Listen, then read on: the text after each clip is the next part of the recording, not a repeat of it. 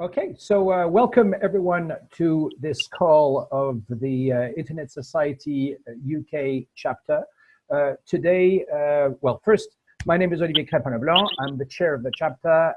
We've got a couple of other people from the ISOC UK England team with us on the call, and I see there's quite a good turnout, so welcome everybody.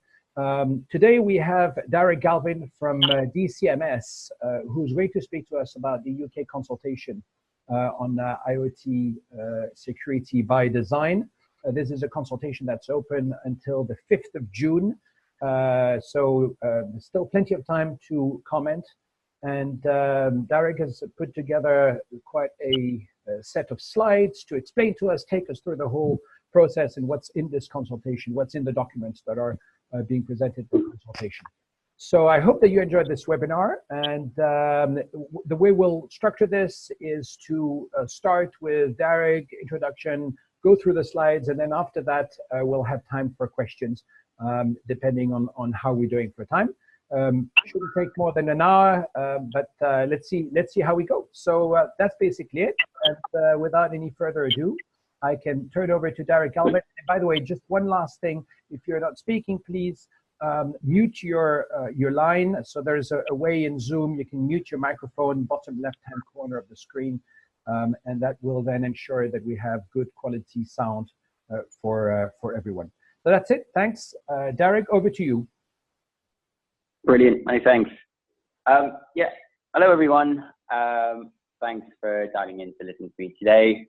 As previously said there, the presentation is all about this consultation that we've recently published on regulatory proposals for consumer IoT security.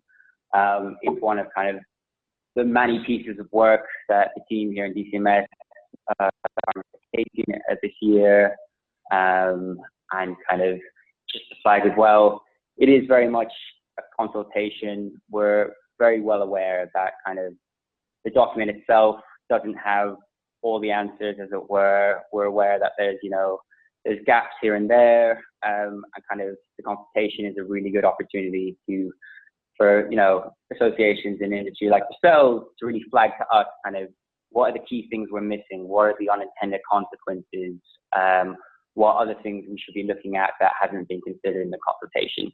So kind of really welcome any sort of feedback you have, both in this session and as well kind of in your formal feedback for the 5th of June deadline too. So just on that note, if we go to slide number 2 in the presentation, I just wanted to start off with what we set out in the consultation kind of constitutes consumer IoT. I know this is a bit of a controversial topic, as it were, because, a number of people we've engaged with, both as part of the consultation and over the past, 2 years, there's wide-ranging views of what constitutes consumer IoT. We've defined it in the consultation as products that are connected to the internet and our home network. We're very well aware that if we want to put something into law, kind of the definition will need to be tightened up to precisely kind of avoid any unintended consequences that, we mandate. Our intention is to mandate consumer IoT, but it ends up kind of having an effect on other sectors too. So in the consultation document, we provided kind of a non-exhaustive list of examples. So kind of your standards, children's toys, smart cameras, connected appliances, things like that. So kind of just wanted to kind of set out our stall earlier on, kind of that's what we think is in scope. We've set out as well in the consultation what we don't feel is in scope. So things like consumer IoT, industrial IoT, things like that. But please do shout kind of later on in the session if we're missing something here, or you have a better way of wording that or tightening up the definition, we'd really kind of welcome that. If we move on to slide 3, all about the prevalence of consumer IoT. So as you're no doubt aware, kind of there's many surveys and studies out there at the moment, publicly available, that have kind of different pieces of data and statistics on, the uptake of consumer IoT and smart devices, both in the home and outside. In the consultation, one of the many we've used includes this Ofcom survey from last year. So it's got kind of a decent sample size, about 3,700 consumers, kind of surveying all about kind of the most prevalent connected devices in their home. So kind of some really striking stats from that was, 42% of households surveyed said they had a smart TV. You see 20% of a wearable device, 13% smart speakers. And kind of at the bottom there, some estimate that device ownership is going to go from, 10 devices up to 15 devices just in the next 12 months alone. So kind of what I'm trying to get across with this slide is, in a nutshell, IoT, really fast growing and emerging market. They're going in the home. A lot of people are using them, which is great. If we move on to slide 4, and where kind of our consultation is focused on, is all around kind of the negative things associated with that. So with a really booming and emerging market, there's then the opportunity for insecure products to kind of flood the market too. So as I've mentioned there, kind of to give you an idea of kind of the kind of market failure kind of scenario we're dealing with is, I think it's widely accepted there's large numbers of devices sold on the market that, lack even basic cybersecurity. The result of that is privacy, safety being undermined, and as well, consumers can't differentiate between products that have good or bad security, as it were. We go into slide 5, as well, kind of in a lot of our engagements, time and time again, we've heard from, stakeholders, manufacturers or retailers going, we're not sure consumers actually care about their security, as it were. They buy the device, they just want to make sure it works. That's why we commissioned a survey of nearly 6,500 participants here in the UK earlier this year. Some really interesting pieces come out of it. So, for example, 49% of those surveyed consider security features to be important in the decision-making process, and that's only behind, the cost of the device and the functionality too. So that's higher than things like battery life, or things like that. Of those 51% that didn't say, it's important to them, 72% believe that, security is already built into the device by design, which is really striking and kind of something that backs up what we're finding time and time again is that consumers, they're not really aware of, the security of the device because, they're buying it from a reputable brand, a reputable store. They already think, everything is sorted out, everything is safe to use, and all that, and that's all been taken care of.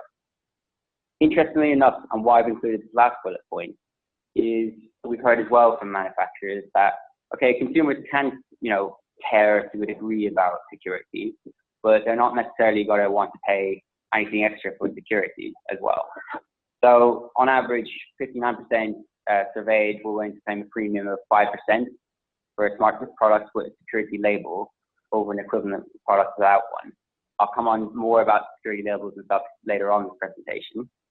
And this drops to 40% participants at a price premium of 10% too. On slide 6, as I said previously, we launched the consultation on the 1st of May. It was well received here in the UK in the press. There was quite a lot of press pickup too, and kind of touched on what we've been hearing kind of time and time again, and heard from our consultation we launched last year on our Secure by Design report, that people want some sort of regulation in this space, and kind of they think it's up to government to kind of define what that should look like. We move on to slide 7. So what have we actually published as part of the consultation? So we've published kind of 4 main documents. The first one is the consultation document itself. We affectionately call this the easy read because it's only about 20 pages long. It kind of sets out what our proposal is, what our rationale is behind that, and importantly as well, kind of the questions for you guys that we need to fill our evidence gaps. The second bullet point there is the consultation stage regulatory impact assessment document. Now this is quite a large technical document with a lot of costs and figures and analysis in there. primarily, this is the kind of sort of document that internals for us and the policy side of things that we're going to be kind of filling out and creating, and then putting to kind of, you know, senior levels within government to get clearance on before we can progress in any sort of, you know, next steps on legislation. And we've also included as well some kind of consumer surveys and online studies work, kind of free to use for kind of other government departments or kind of industry too, kind of draw upon kind of the different different kind of results in the surveys we've got. So kind of I'll be referring to this Harris Interactive survey quite a bit. It's all available on the gov.uk website, so feel free to kind of have a look there, click through it. There's a number of kind of really bits of interesting evidence in there that I won't run through in this presentation, but kind of really encourage you to take a look at. On slide 8, I'll kind of set the scene in kind of what we've published, what kind of we see the problem as, and kind of now next steps, kind of what's our approach to regulation. So we recognize, for example, our code of practice that we published last year. It's a voluntary document. It's 13 principles in it that we see as good practice. It's also now formed the basis of a new ETSI technical standard that was published in February this year. This kind of code of practice, we've listened to kind of industry, we've listened to stakeholders and experts. Everyone agrees, you know, this is good practice.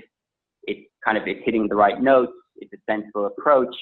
But when it comes to regulation, if you mandate all 13, you know, guidelines just outright immediately, that's going to place an incredibly heavy burden on manufacturers and retailers. By that I mean as well, you know, going further than that, you know, the supply chains that they have, things like non-compliant stock in their warehouses. We're well aware that, you know, stakeholders have raised concerns to us before, saying if you go really heavy-handed with regulation, you know, that's going to impact on growth and dampen innovation. On to slide 9, here, it's important to kind of as well flag up, you know, the consultation. We're consulting on what we want to mandate and how we want to mandate that too. So we kind of really welcome on the 5th of June kind of your responses on both sides of that.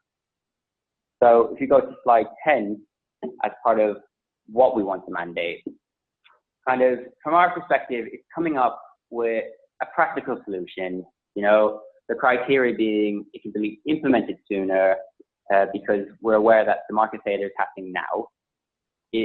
Any kind of solution will go towards protecting consumers, the wider economy, and as well ensures growth across the sector and doesn't dampen innovation. So that's why we come up with this wording around an effective minimum baseline that kind of finds that right balance between both. Therefore, our proposal is that the focus should be placed in aspects of the top 3 guidelines within our code of practice for consumer IoT security. So if we go into slide 11, what are those aspects of the top 3 guidelines? So as we set out in the consultation, you know, the first one is basically no more default passwords in products. So the IoT device, password on it must be unique, not resettable to any universal factory setting. Guideline 2, so manufacturers of IoT devices need to provide a public point of contact as part of a vulnerability disclosure policy. Around that, the IoT Security Foundation back in, I believe it was November or December 2018, published a really interesting piece of work all about vulnerability disclosure policy with manufacturers of smart devices. The findings of that, I think they did a business survey. The kind of findings of that report was that I think it was over 91% of manufacturers surveyed have no form of vulnerability disclosure policy in place at all. So, you know, in most cases, there's no mechanism through which either an IoT security researcher or a member of the public who comes across a vulnerability is able to report that to the company and get it fixed. So what we're proposing is a public point of contact. Now, it was really interesting when our Minister for Digital, Margot James, launched this consultation on the 1st of May, launched it to an IoT conference here in London, that one of the questions around this guideline 2 was, fantastic that you're mandating that a public point of contact should be in place, but should you be mandating to go one step further, and that not only are you mandating there's a public point of contact to report the vulnerability, but also mandate that the vulnerability disclosure is actioned within a certain time period. Now, we're welcome to feedback on that as well. What we'd really like in that instance, for example, is in your formal feedback, kind of set out your rationale for that and how that would work in practice. Like, how does, if you come across vulnerability disclosure before in your respective industries and in your respective organizations, how does that actually work in practice? You know, what's kind of a given, you know, reasonable deadline for the manufacturer to actually action it and either fix the problem or action a vulnerability disclosure policy with specific steps towards fixing the problem. And then around guideline 3, and kind of we fully acknowledge kind of this guideline has been kind of the more controversial of the 3 throughout kind of the consultation process. This is all about manufacturers explicitly stating the minimum length of time for which the product will receive security updates. This is all about being transparent with the consumer. And kind of the message we're trying to hit here is, if a consumer goes into the shop, buys a product, and they don't know the products will only receive security updates for the next 6 or 12 months, kind of after that period of time, the device won't receive those updates anymore. The device then could be vulnerable in a year or 2 time, and the consumer will be none the wiser. So all we want to kind of hit with that kind of guideline is literally for the manufacturer and the product just to be upfront with the consumer and say, this is how long the product will receive security updates for. If we go to slide 12, in terms of what we see as the benefit of touching on these 3 particular requirements. So from an enforcement perspective, kind of our assumption, having engaged as well with kind of relevant stakeholders, is that these top 3 are actually quite easy to test. So the products and the companies either meet these requirements or they don't. You know, your manufacturer has a point of contact or they don't. The device has the default password or it doesn't. It wouldn't be an onerous job by the enforcement body or the compliance body to test whether the product kind of meets these 3 requirements. We also think that kind of these top 3, they're practical and implementable as well. And they'd also help protect consumers from kind of significant attacks.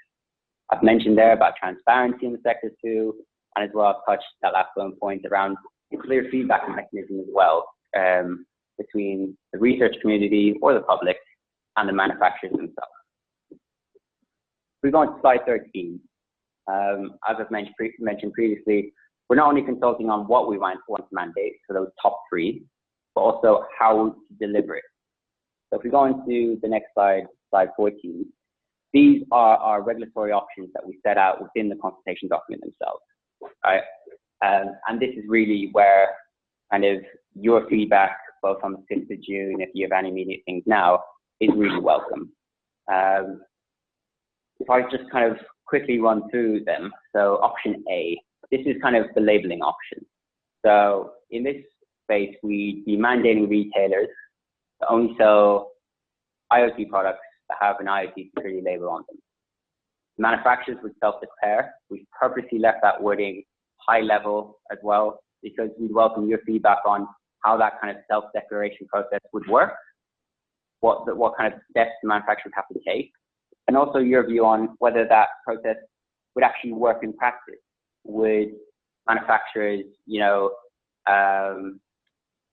would they be honest about kind of what they're declaring? Would the kind of different declaration processes be robust enough to kind of hit the target too or hit the mark? Kind of, we've left it purposely high level and really welcome your feedback on that. Option B is basically just mandate the top 3 outright. So you mandate your retailers to only sell the products that adhere to the top 3 guidelines. Once again, manufacturers self-declare, and we're open to as well kind of what you see as how that self-declaration process would work and would it work. And and the product would have to adhere to top 2 guidelines, code of practice, and now as well that ETSI technical standard. And then option C, as part of the impact assessment, we have to include a more heavy-handed option 2. So this would be mandating retailers to only sell products with a label that evidences compliance with all 13 guidelines of that code of practice and ETSI technical specification. And manufacturers then would have to self-declare that and ensure the label is on the appropriate packaging. If we go on to slide 15, the next slide, I just want to quickly focus on why are we saying we should mandate retailers and not just the manufacturers themselves. So in that previously referenced Harris Interactive survey, of the participants, 37% ranked retailer websites as their main source for purchasing smart devices, followed by 33% for the retailer stores themselves. The 65+ category, the most likely to actually go into a retail store when purchasing smart devices. And just purchasing directly from the manufacturer, whether that be online or in store, is just less common. And then also the obvious point too is, a lot of these manufacturers are outside of the UK's legal jurisdiction. So our approach has been, you stop it at that point between it's sold to the consumer from the retailer store, and you stop it at that source once it's in the country. It's a lot more effective than trying to essentially go outside of your own jurisdiction and mandate manufacturers that are abroad, whether that be, in the EU or more abroad than that. We touch on slide 16, all around option A, the label option, why is the label an option in the first place? So from our perspective, having engaged with loads and loads of consumers, whether that be, stakeholders, whether that be your manufacturers, your retailers, your security experts, your consumer groups too. So here in the UK, for example, Which and Citizens Advice would be the big two. We're getting the same common themes coming out of those conversations. And those are consumers are expected to do the research themselves when they're purchasing the product, right? And many of them don't have the technical expertise to know necessarily what they should be looking out for. And that's in a best case scenario where the consumer is proactively undertaking that research. So you can have a scenario where the consumer is being proactive and actually researching the product. They have a general idea of what they're actually looking for, but then they're still hit with the stumbling block of a significant amount of manufacturers don't actually provide this information online on their website or within the product documentation themselves. So one of the documents that we published as well on the Gov.uk website, so the consultation that I mentioned previously in this presentation, was the 4th bullet point, was all about that IoT labeling survey, and that was testing how easily available information is online for the consumer. So the whole point of having a label is to allow the consumer to make more informed purchasing decisions. They know what they're buying. They don't have to either proactively seek it out. They don't.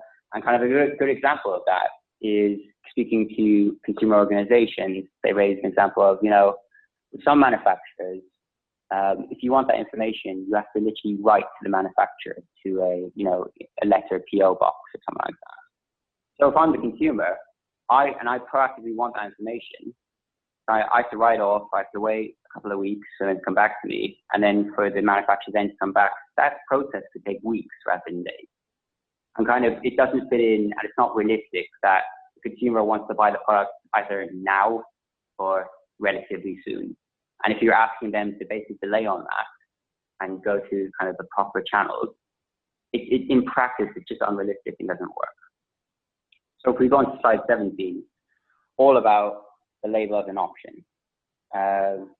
So option A, we're mandating retailers to only sell products that have the label.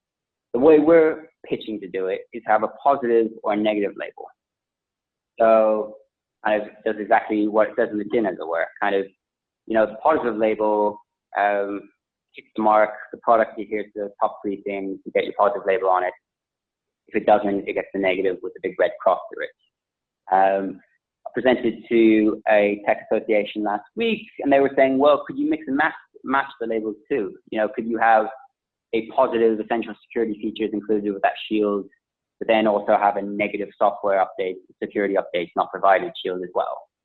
I mean, in theory, you could, and we'd be kind of very much open to feedback on that too, whether you see something like that working. What we're trying to get across here is that you could still technically sell the product with a negative label on it, but the idea is, no manufacturer or retailer wants to be selling something with a big red cross on it that could be deemed insecure.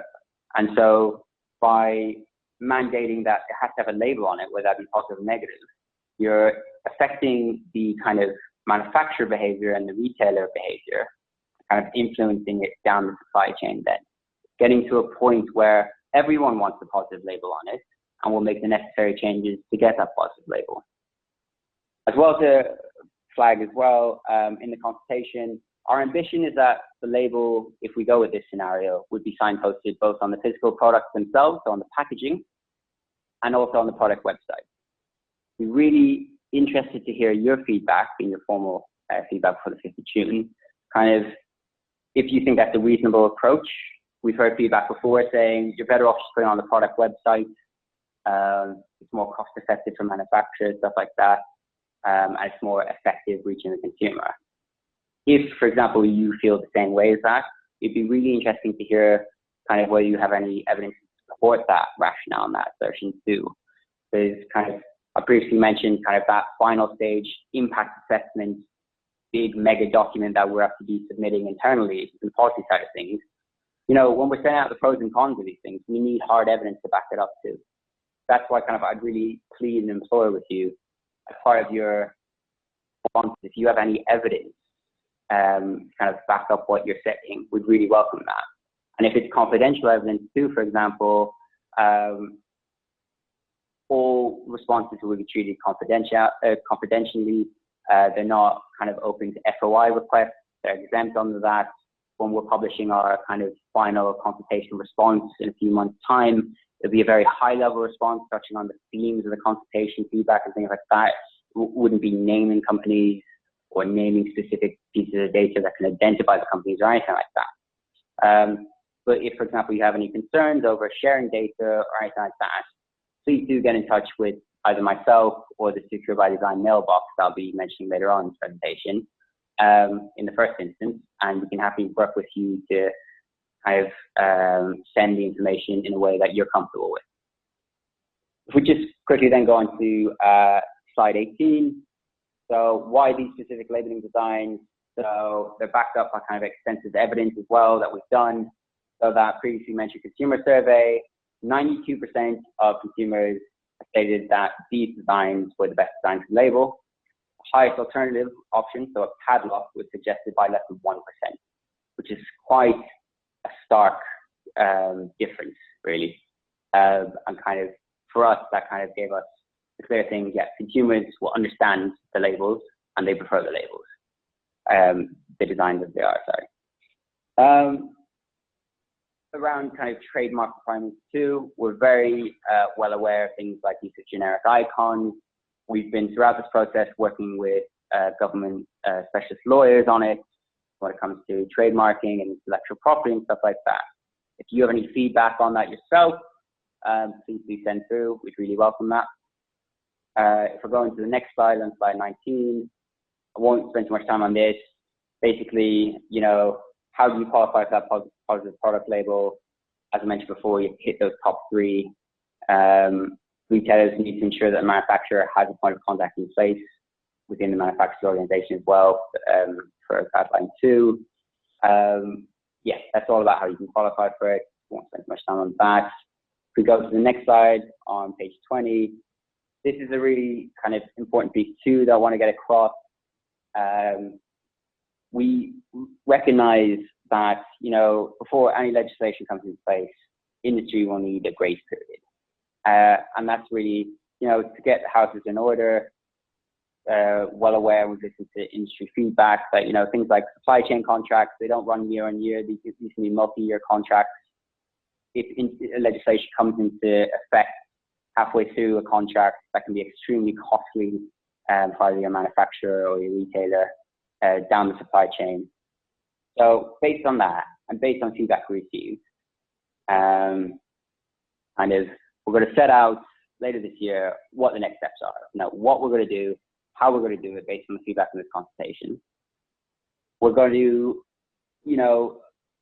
between now and legislation coming into effect, we're going to run the label as a voluntary scheme. The idea of that is that's not necessarily saying we're then going to look to mandate the label. We obviously have to listen to the feedback from the consultation themselves. But industry being clear, they want something in the meantime that can show them, what good practice is and how to get their houses in order. Then when legislation comes into effect, they're not bitten, and they face a lot of costs in excess stock and stuff like that.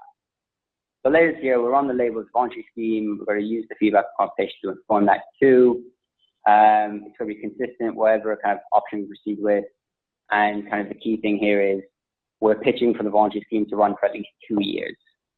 It's a conscious decision to allow things like supply chain contracts and stuff to run, and also for manufacturers and things like that, retailers, have sufficient time to really do things like training staff, repackaging or rebranding products, and doing whatever you need to do on the product development side to ensure those top 3 guidelines are and requirements are implemented within the device themselves. If we go to the next slide, international approach as well is incredibly important. We don't want to be in a position, and we're very conscious, industry as well doesn't want us to be in a position where we're doing all this on regulation, but it differs completely from what's actually happening in the rest of the world. That's why we want to ensure there's a cohesive global approach, so that, for example, companies selling into the UK aren't at a disadvantage compared to selling into other countries too. So we're leading a lot of efforts in collaborating with international governments and industry partners. I mentioned before the ETSI Technical Specification, as well as public knowledge that we've also applied for it to become an EN standard. And we're also feeding into ISO standard development too. I must admit, I'm not the one within the team leading on the standard side of things. So if you have any really technical questions for the standard side, please do bear with me. I'm more than happy to take it back to my colleague Jasper, who is very much the expert on this too. And lastly as well, we're well aware, things are going on at EU level too, in terms of sales and goods directives and digital content directives.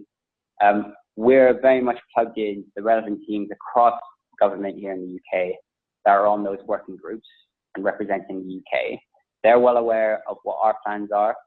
They're feeding that into the groups, and they're also feeding us what's happening at the group level too, just to ensure that what we're doing with our proposed regulation isn't wildly different to what's actually happening for the rest of the world. Slide 22, I thought I'd throw this in as well, just to give you a flavor of what the reception's been to the consultation. So that same company who ran the previous consumer survey did a snap survey after we published of nearly 1,500 consumers, getting their thoughts on a variety of issues, specifically around the consultation. So the most striking results there are 62% are concerned that the smart devices are a target for cyber attacks. 77% agree that these plans are a step in the right direction. 65% of consumers would prefer the label option. So that's all around transparency. 74% agree will help them make more informed decisions. So it's a good litmus test from consumers that this would actually make a difference, what we're proposing, and would actually help the consumer, making an informed decision and things like that. Of course, through the consultation and stuff like that, we welcome your feedback and industry feedback. For example, if you really disagree, for example, with what the consumers are thinking and stuff like that, and if you foresee all these unintended consequences, we are more than happy to hear that too. Really welcome it. Which brings me on then to the next slide, slide 23. So how can you respond? Deadline is 5th of June, 11:59 p.m. UK time. The easiest way to get your feedback to us is that mailbox there, securebydesign@culture.gov.uk. That way it goes into kind of one central mailbox. We're then able to kind of keep all the pieces of feedback in one place, action it as well, and kind of ensure that we don't miss anything. Which brings me then on to the next slide. Kind of, I've included it for me, having done many government consultations before in previous roles and previous departments before this. Kind of first question, a lot of kind of people external to government will say or ask would be like, what actually happens to this, feedback that I'm submitting? As long as we spend all this time submitting to you kind of detailed feedback, is anything going to actually happen, or is government just going to go ahead and do what they want to do anyway? That's not the case. It's not a tick box exercise. Our plan is basically review every single piece of feedback, both in that mailbox, doing workshops or sessions like this, both with policy experts, technical experts as well, and NTSC, government legal experts, product safety experts, just to get a cohesive approach point through it. As well, importantly, following the exercise too, once we've done that kind of mammoth analysis, we'd very much like to follow up with specific respondents to kind of find out a bit more about what they're saying there, maybe test some ideas off of them, really involve you guys in the process too. And yeah, as previously mentioned, we're going to publish consultation response later this year, setting out our approach, and kind of that will be used not only to inform kind of our regulatory plans, but also kind of our voluntary plans too. And yes, the work doesn't stop there. Brings me on then, so slide 25, consultation questions there, the document, kind of park it there. The next few slides kind of just touch on the kind of the main themes of the questions we're asking.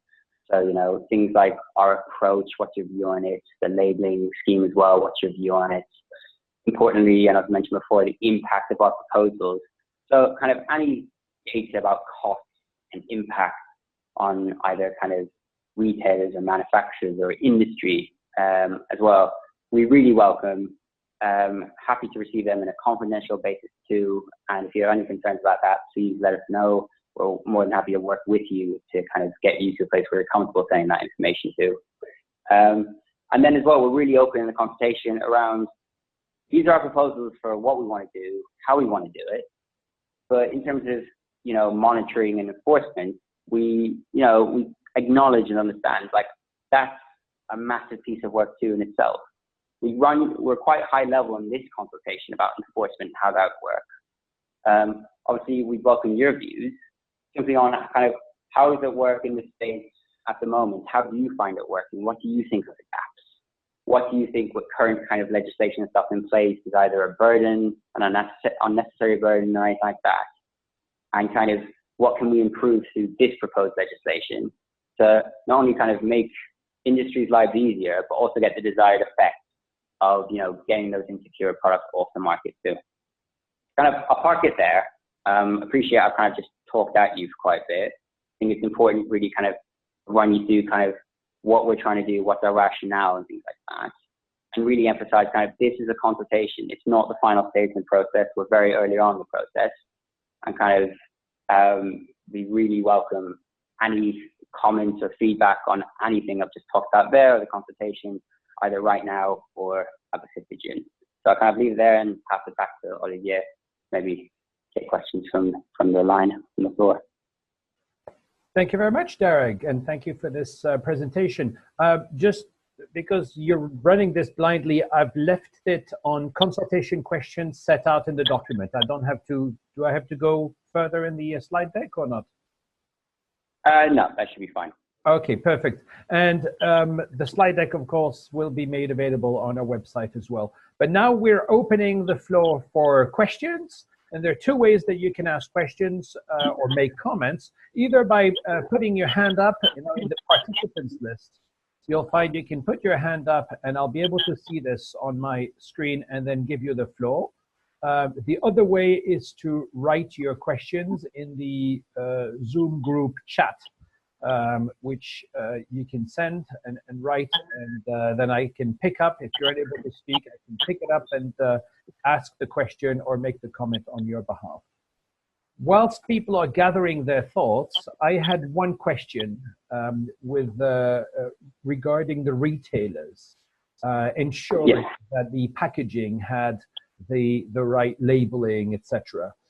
You mentioned retailers, online retailers, you mentioned high street retailers. What about retailers, as you know, the internet being international or global, what about retailers that sell from outside the UK? So people that purchase goods directly in the United States or elsewhere, how would you be able to address things with that? Yeah, that's a really good question, and something very well aware. We haven't addressed that in the consultation. One, we want to kind of get a view from industry and how it kind of works already at the moment when it comes to kind of products in general and product safety. Our kind of view on it at the moment is retailers kind of selling into the country, as it were, is that if they're selling into the UK market, they have to adhere to the UK legislation.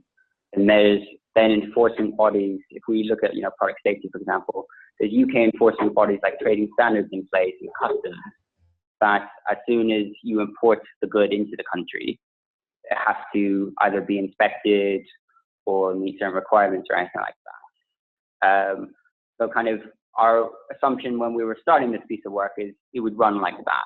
Now, what we're really kind of aware of is that in this space, smart goods space, if we're asking, whatever enforcement agency is to ensure that the product is compliant with security requirements, that might not necessarily be so,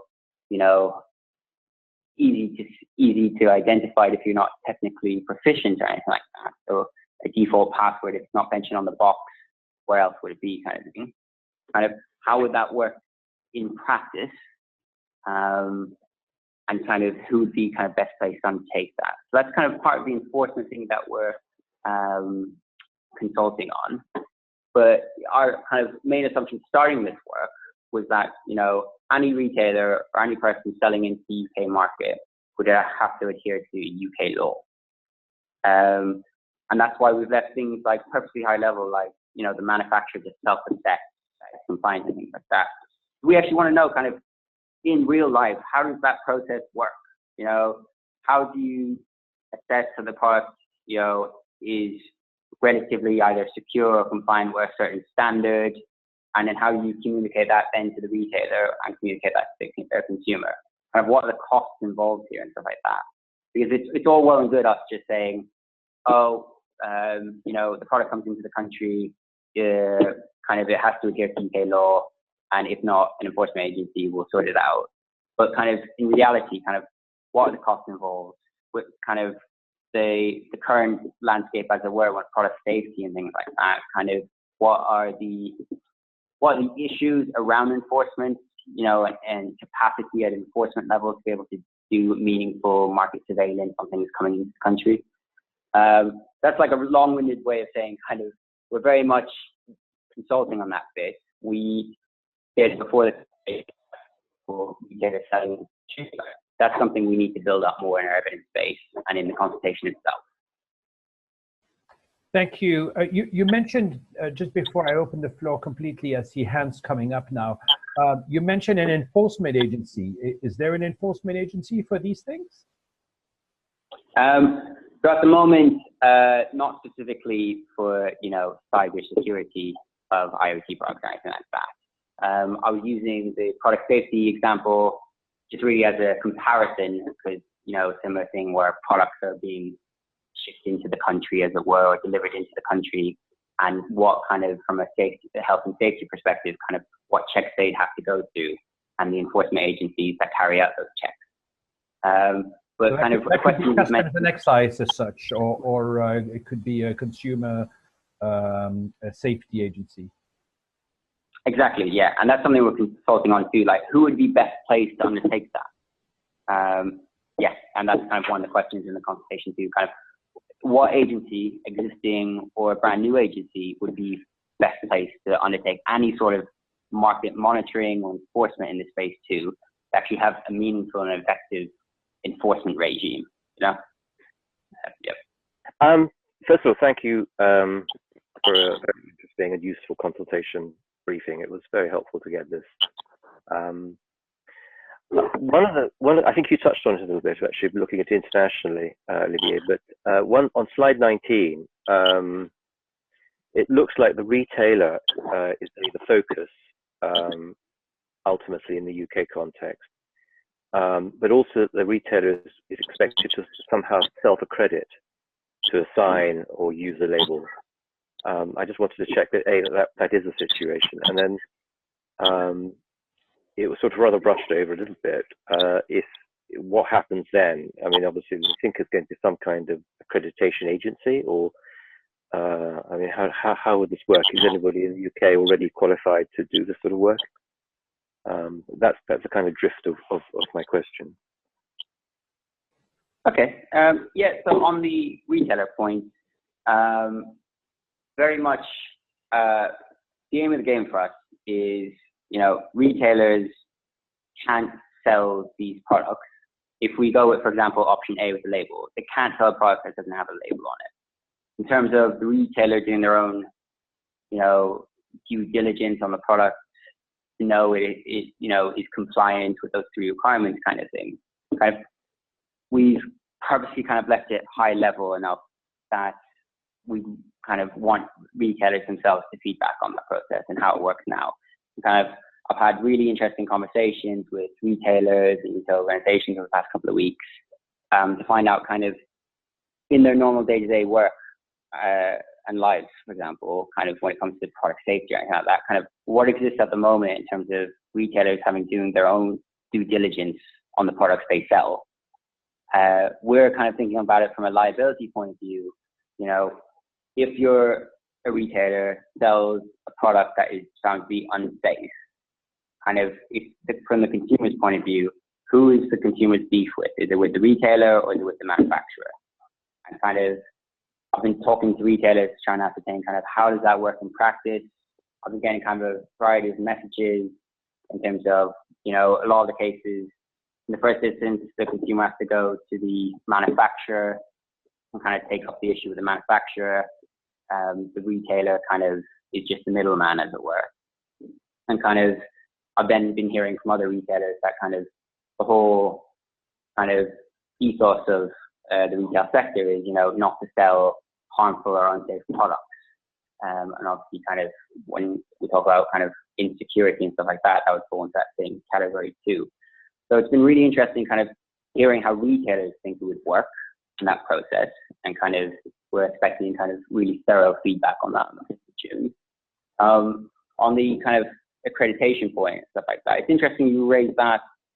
So I've said in the presentation, like we've left the whole self-assessment thing really high level because we want to get a feel from industry and kind of experts like yourself, like how does it work now? And what would be a sensible approach to how it works too? The accreditation thing has been raised before. It was raised last week when I presented to a Tech Association too. That's something kind of we need to, as a policy team, kind of sit down and work through the feedback on to develop kind of our own position on that.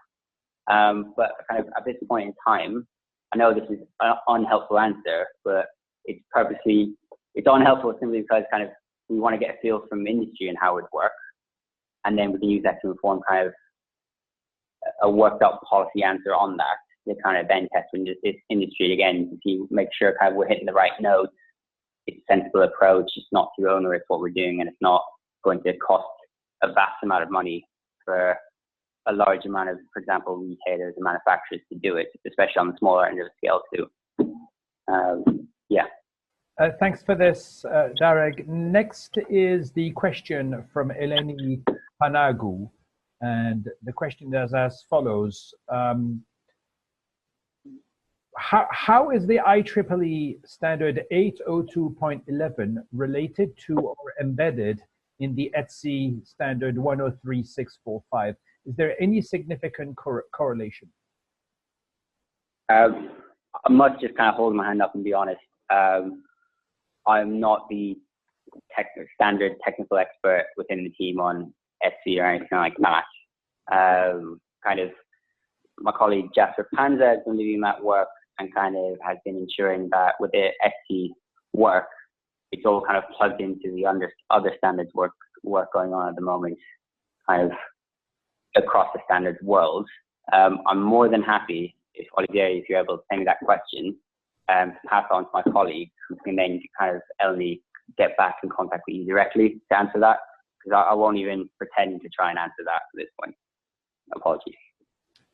Thanks for this. Eleni, if you drop a note to contact@isoc-e.org, we'll follow this over to Darag and he'll put you in touch with Jasper Panda or provide you with the response that works with that. Okay, any other questions? Christian de Larinaga, your hand is up. I'm sorry to ask a supplementary question. One question I have is really to look at whether you're thinking about how the consumer interacts in the future. So over a period of 2 years, there'll be some kind of voluntary system of labeling.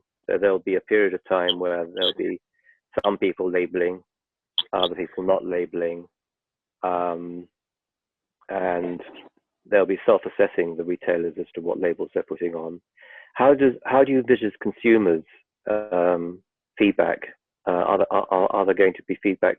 Are you expecting consumers to go back to the retailers primarily, who are sort of self-accredited, or are you expecting consumers to have some other avenue to either have complaint or question of some description?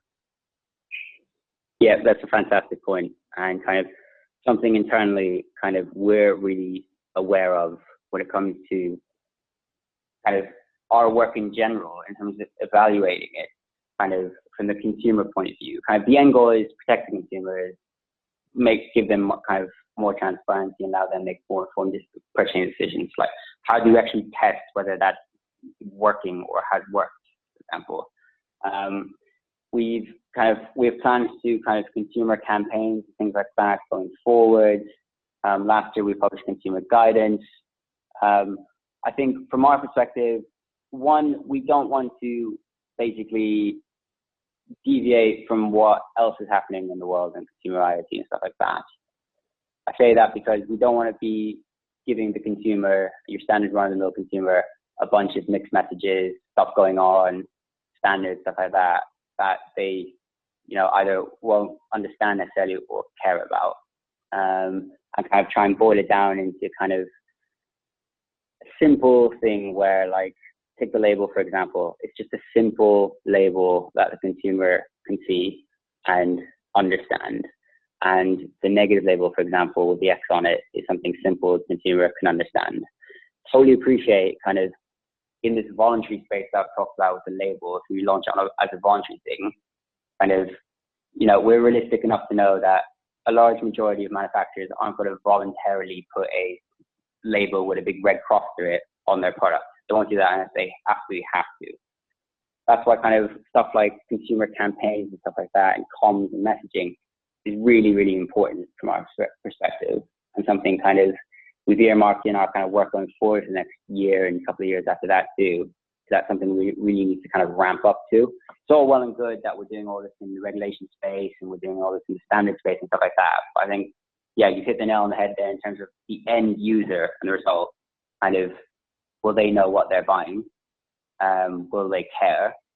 And kind of, how do they navigate through the minefield that is all these standards and stuff coming out and government guidance and things like that, when at the end of the day, they just want to buy the product. So it's really kind of trying to address all those challenges in a complicated way, with the end result being quite a simple solution that, everyone can understand, which, yeah, is no mean feat. But yeah, it's definitely something kind of going forward we'll be looking to kind of evaluate, stuff like that. Just to flag as well, I'm just kicked out of my room in DCMS. So I don't know if there's any more questions for this.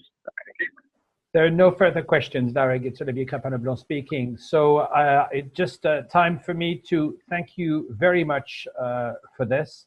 Actually, I do know there is one more question. I don't know whether you have time for that, or yeah, sure. Really so bad you're unable to speak.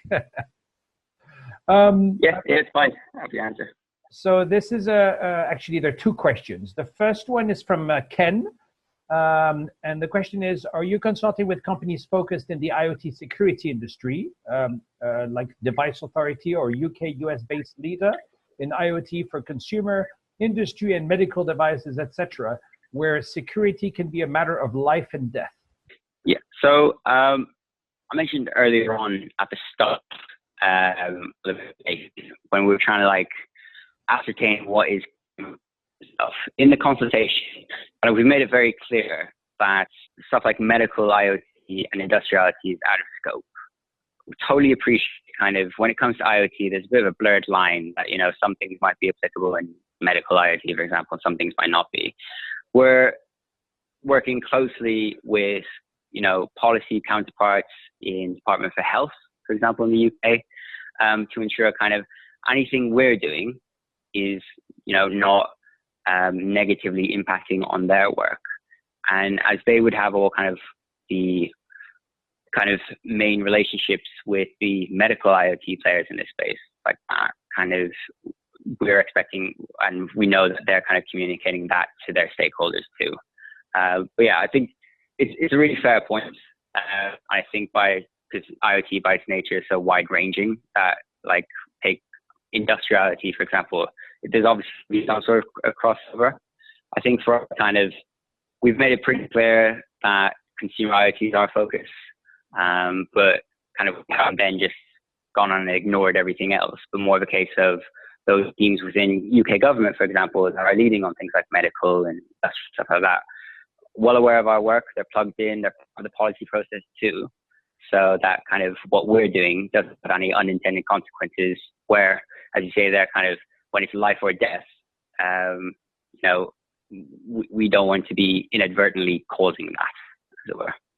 Okay, thanks for this. And finally, the last question that I see here is from Helen Louise Jansen. And the question is, when a consumer buys an IoT device with a risk label and harm occurs due to use by the consumer, who is then to be held responsible and liable? What are the legal consequences from the labels and from the consumer use of unsafe devices? Can a consumer be held liable? So can a consumer be held liable if their device is insecure? If a device is labeled as being unsafe and then they use it and then something goes wrong. Yeah, and that's literally one of the questions kind of we've been kind of putting to industry and stuff like that, and also to legal. It's a really interesting kind of legal theoretical argument, stuff like that, and we're well aware kind of we need to really kind of develop our thinking on that in that space. And yeah, liability in general, like I think it's a really fair question in terms of, you know, if you have the manufacturer selling the product with a negative label on it and actively doing that, you have the retailer actively selling the product with a negative label on that, and the consumer actively buying it with a negative label on that, kind of, yeah, where does liability lie? And like, I'll be honest, we're very much in, you know, the early stages as part of the consultation on that point. Kind of, these are the questions that, this is why kind of our lawyers hate me, because these kind of questions are kind of put to them, theoretical stuff, to kind of, you know, as part of the consultation, feedback, we're kind of analyzing that. And I mentioned in the slide, kind of, we'll be working through legal as well. It will literally be, you know, workshops where we've just got lawyers in the room pitching these kind of questions at them, as well with kind of other industry experts, trying to ascertain kind of in traditional UK law, for example, where does the liability fall in that scenario? Yeah, really good question. Like, if you could actually that as part of your formal response, that'd be really helpful. Then that's something I can put to lawyers and say, you know, we've received these kind of questions. What's our position on it? Okay, well, thank you very much for spending the time to explain this consultation to us. Understand the closing date for this is the 5th of June? Yeah. And what happens afterwards? What would be, once that is done, what's the next thing afterwards? 5th of June, and then I have the lucky task of collating every single piece of feedback and then spending the next few weeks with multiple teams across governments and industry experts, pouring through the feedback, analyzing each piece, incorporating it then into kind of our final work, things like that. In terms of a response to it, in line with kind of government guidelines here in the UK, we'll be publishing a response. I think it's within 3 months is the deadline to do so. That response will literally set out kind of what the next steps are, what option we're proceeding with, how we're going to deliver that option, what will enforcement look like, what will things like liability, what will that look like? We're well aware kind of this isn't something that can be completely done and dusted in a month's time. And there's going to be kind of another round of engagement needed and consultation needed as well, whether it be a formal consultation or more so kind of we use the consultation responses and kind of links from this current exercise to kind of inform of, okay, who do we need to speak to going forward for the next couple of months to really work up this specific area of our plans and stuff like that. So kind of, yeah, formal government response in a couple of months' time, but kind of literally now and beyond the 5th of June, definitely kind of loads and loads of engagement, loads of internal policy work like that. And kind of before anything is voluntarily launched, there'll be kind of rounds of engagement like this too, kind of to get people's feedback and get people's kind of support as well. Okay, well, thank you very much, and thanks to your team also for this consultation. It's not the first one, it's, I think, is it the second one, isn't it? Because there was the previous one before. It is, yes, second one in a year. Yeah. Second one in a year. So good luck on receiving all the answers. I hope that this has been helpful to everyone on this call. We're interested in ISOC England in your feedback on this webinar. We're interested in how you heard about this webinar. So contact@isoc-e.org is the email address if you've got any feedback on this. And also we're going to take the recording here and put it on our website as well in the relevant section. So it will be up, I would say, hopefully within a few hours. I don't know how long it takes. We probably have to sort of convert it or something, and then we'll put it over on the website. So with this, I think that there might be a consolidated response from the chapter and an ISOC Global, or at least the European Bureau, but that's another thing that we'll follow up with in the next few days. And I think that's all I need to let you know about. We're actually 9 minutes past the top of the hour, so I'm sure people are busy wanting to do other things. So thanks again. Thanks for attending. And this call is now over, and we'll certainly have follow-ups in the future about this. Thank you. Bye-bye. Great. Thank you. Bye.